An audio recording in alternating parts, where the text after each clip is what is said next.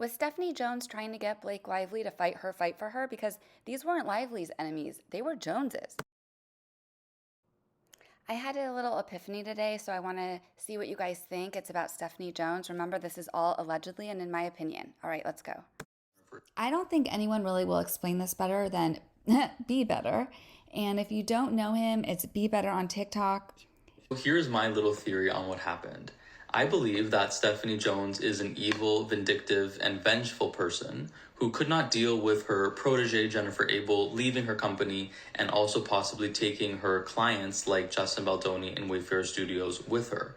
So when Jennifer Abel was set to leave the company, she took Jennifer Abel's cell phone and illegally extracted the messages from her phone using that software called Celebrate. Now, Stephanie Jones did this for various reasons. She was a very paranoid individual. She thought that Jennifer Abel was lying to her, stealing company secrets, stealing clients away from her, and plotting against her. So, when she saw those messages, particularly between Jennifer Abel and Melissa Nathan, she was sent into a psychological spiral, particularly because she, being Stephanie Jones, had previously had a vendetta against Melissa Nathan because Melissa had refused to work for her. And the main text messages that were used in the New York Times article were between Jennifer Abel and Melissa Nathan. So it was a win-win scenario. Stephanie Jones could throw them both under the bus. So Stephanie Jones then calls Blake Lively's team, probably Leslie Sloan, and says, "Hey girl, I have some very damning information that you'll want to see, and it might help Blake Lively rehabilitate her reputation." At this point, Stephanie Jones had been losing so many clients, it stands reasonable to assume that she would love to get in the good graces of someone like Blake Lively and Ryan Reynolds. Leslie Sloan sees the text messages that day because they are immediately sent to her, and then Leslie Sloan calls Melissa Nathan and says, "We're gonna sue the shit out of you guys." So then Blake Lively and Ryan Reynolds' lawyers say, "Hey guys, sorry, we can't use those text messages because they weren't obtained legally." So they already know that they're in existence, so Blake Lively and Ryan Reynolds cook together this plot that say, let's just, slap together this random civil lawsuit that nobody's gonna read, and this will be the basis to which we can subpoena Stephanie Jones, who of course didn't put up a fight and pretended to send them the messages when in reality they had already seen them. Then their entire plot completely backfired when Justin Baldoni actually fought back because Blake Lively and Ryan Reynolds never wanted a real legal battle. They simply wanted to do this administrative filing alongside the New York Times so they could make it seem serious and rehabilitate Blake Lively's reputation at the expense of throwing Justin Baldoni and an entire studio under the bus. Yeah, so I think he was on to something there. So again, we have TAG, which is the agency group, and Melissa Nathan started TAG, and Catherine Case and Brianna Butler Koslow worked for her. I think we all pretty much know at this point that this whole lawsuit basically started with Stephanie Jones. But I don't think it gets enough credit as it should, especially right now, because there's been a few events the past few days that have brought my focus back to her. And it's so easy to get lost in this whole lawsuit, the whole saga, and especially when 107 content creators have been subpoenaed, including our beloved Bedazzled Spatula, who only had one YouTube subscriber. We had Candace, we had, my dear Perez.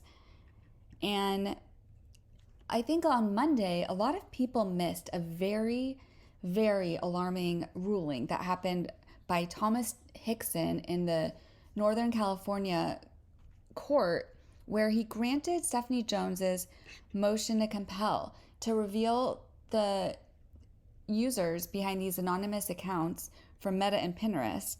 These anonymous accounts didn't even post anything. I remember back in January, Stephanie Jones already found out who was behind StephanieJonesLeaks.com. Okay, we already know, so why is she trying to get the users behind the names of the users behind the Meta and the Pinterest accounts that never even posted anything? And this judge didn't realize, I don't think, that they were trying to get the names of the users behind these accounts, but these accounts never said anything. Only the website actually posted anything. And here, I think I talk about it more here. But in the actual exhibits, she doesn't show that these accounts ever posted anything. Look, this is one of the exhibits. Look how pathetic this is. It's just the logo and the date of the account. Exhibit. So there's nothing said on here that could be, assumed as malice or... Stephanie Jones has already known who's behind the website this is from January 23rd. So since like the beginning of this year, but it was filed on July 30th in like a deranged attempt to somehow connect TAG employees to this former disgruntled JonesWorks employees. Sorry, Courtney Engel. So we already know that who it is. So I don't understand. And she hasn't added that person to the docket. Because remember, Stephanie Jones is also suing like Doe's 1 through 10. So now that like Courtney Engel's been revealed as the person behind this account, Stephanie Jones hasn't added her to the lawsuit, probably because it doesn't make any sense. The timeline doesn't make any sense, and Stephanie Jones isn't making any sense saying that it's some coordinated smear campaign just because some former disgruntled employees have an opinion about you that seems to be unfavorable. On Monday, I was on with Leanne, and I was talking about the Case and Koslow filings, which it just seems almost abnormal how much Blake is pushing to get their data. The judge ordered for them, they had to turn over the information to Lively, and so they use Lively's data extraction company to get their information. And then I am not sure exactly how this happened, but apparently, the attorneys are supposed to take out everything that was privileged, and somehow there was over 260 documents or something that weren't removed, and so now Lively's team has them, and now they're saying that they should have access to them. And so now they filed a motion to compel for those, and it's they're trying so hard to get these two people somehow involved in this case, and I don't know what they're going to find from them. I still have this this theory that that they got a bunch of things before Van Zandt, or they used Van Zandt after, so I feel like they already had all this data. And remember, they were still tracking her phone until she realized that she had to change the iCloud. So until January of this year. So I think that they have stuff that they're not supposed to have, and some of these subpoenas are trying to to legitimize it and cover their butt so that they supposedly have it above board. And I think that's what they're trying so hard to do with these ones. I mean, and maybe the attorneys did hand it over. I don't know, but it is strange that Lively's company did the extraction. So I just don't trust it. I really don't. And it was during all last week where everything else kind of dropped, this avalanche of other things. Normally this would have been a huge, we all would have been talking about it, but there were so many other things last week. I feel that it kind of fell through the cracks. I don't think they actually will say anything that's going to help Lively. No, that's true. I mean, I can't wait to read these, actually.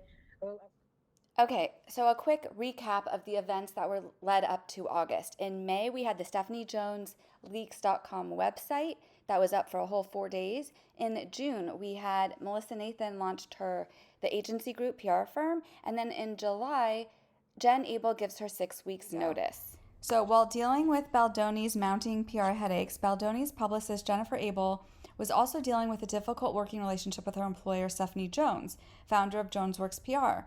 The tension between Jones and Abel reached a tipping point when Jones, whose behavior became increasingly erratic and hostile, demanded Abel corroborate falsified accusations about a senior JonesWorks employee in an effort to drive him out. When Abel refused to go along with it, Jones responded with mockery, calling her a 12-year-old drama queen. As a result, on July 10th, Abel notified Jones of her decision to depart from JonesWorks and intention to start her own business. Abel offered a 6-week transition period with an end date of August 23, 2024, and notified her colleagues.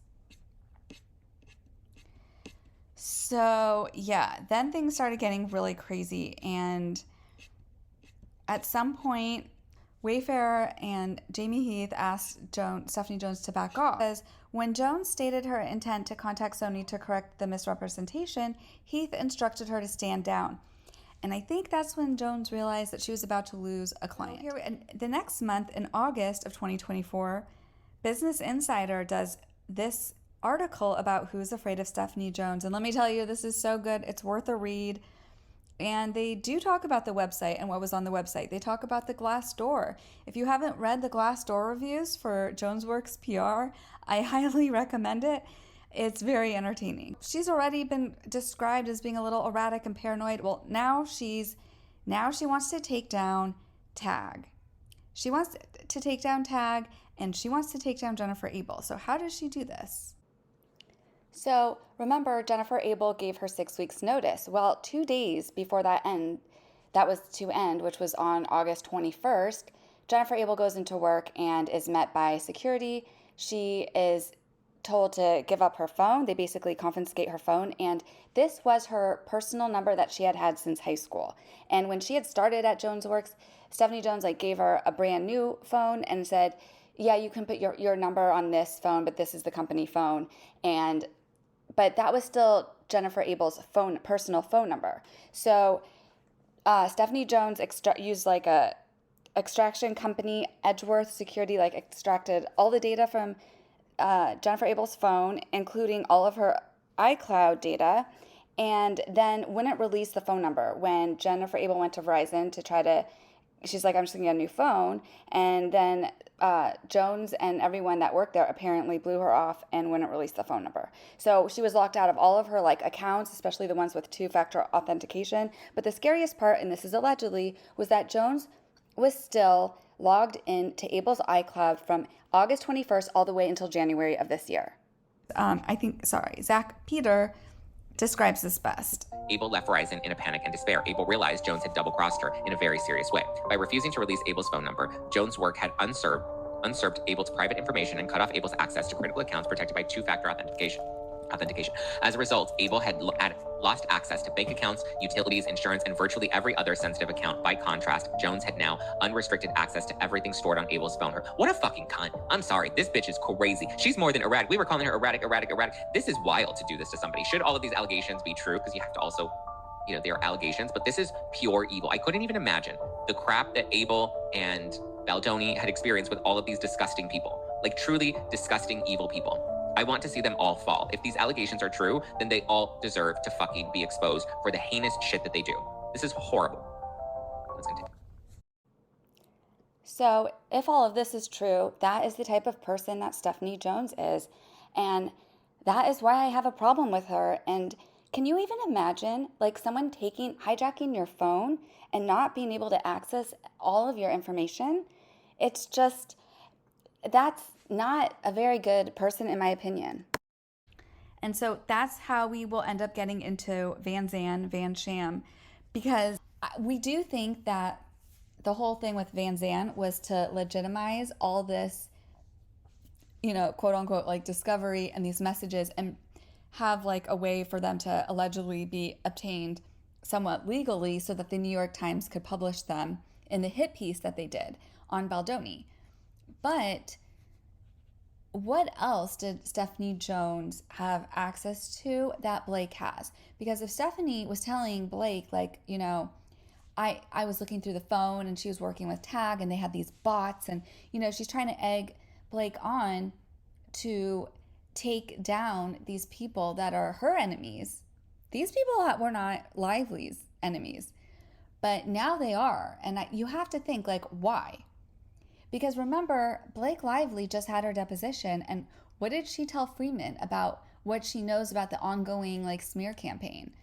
She said that it was the lawsuit, she said that it was Freeman, and then she said the rest was privilege. Why is it privileged? And I'm just asking a question. Like, is it because all that discovery that they got from Jones is with the lawyers? And maybe the Van Sham discovery, either the legal version or not, or kosher version or not, and is that the part that is privileged? Because like, why didn't she say, Stephanie Jones told me about, there's bots and Tag employees? So something is still not right here. And I think that the reason that I think that they're going so hard at trying to get this data from Koslow and Case, who are not even parties for this lawsuit, but I think that like Stephanie Jones planted it in Lively's mind that either like they are somehow responsible because she really wanted to take down Tag, from Melissa Nathan's the agency group, PR firm, and I'm wondering because Jones had access to Abel's iCloud and everything, was she able to manipulate something? Did she plant something? Like, is there something that's in there that Lively's either trying to find or trying to legitimize of something she already has, I guess is my question. Thanks a lot. You just ruined this whole stream. It's time to go. And I just wanted to give a little shout out to Ludwig, the sniffing dog, because they are kind of the reason I had this little epiphany. So I don't know. Does this video make any sense? Do I sound insane? Please leave your feedback. I love it. Thank you so much.